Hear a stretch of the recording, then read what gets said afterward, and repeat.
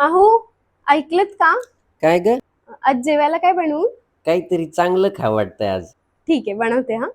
आई ग, अहो, तुम्ही सांगितलेली बटर गार्लिक नान, त्यानंतर पुलाव बनवलेला आहे, खीर बनवलेली आहे, पनीरची भाजी बनवलेली आहे आणि बाकी स्वीटमध्ये 2-4 आयटम बनवलेत, सलाड वगैरे कापून ठेवलेलं आहे, सगळं झालेलं आहे.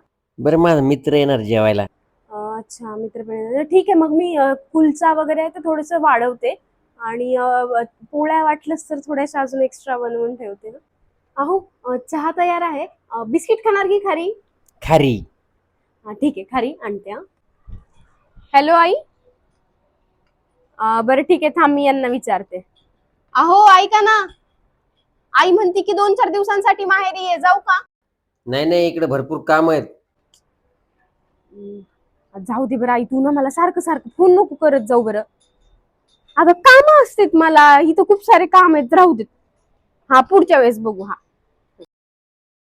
अरे कपडे इस्त्री कर, चल. आले आले. A few years later. चहा करते का ग? काय रे, सकाळ दुपार संध्याकाळ चहा चहा चहा नुसतं. तुला जर एवढीच प्यायची इच्छा होत असेल ना, तू कर आणि थोडासा मला पण दे. मी घर आवरायला रिकामी नाहीये. भांडे घासायला मी काय कामवाली नाहीये. घास नाही तर तसेच पडू दे. अगं, माझा मित्र आला जेवायला. आता त्याला काय दत्तक घेतो काय? कधी पण उठकी सुटी येतो इकडे, कधीतरी तू जा की त्याच्या घरी जेवायला.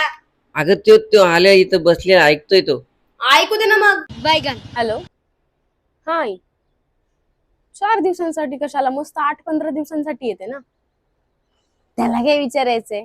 हा, लगेच निघते मी. हा, ठीक आहे, चल. हा, बाय.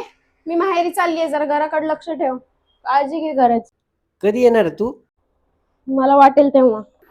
जी मंगल भावना अमंगल हारी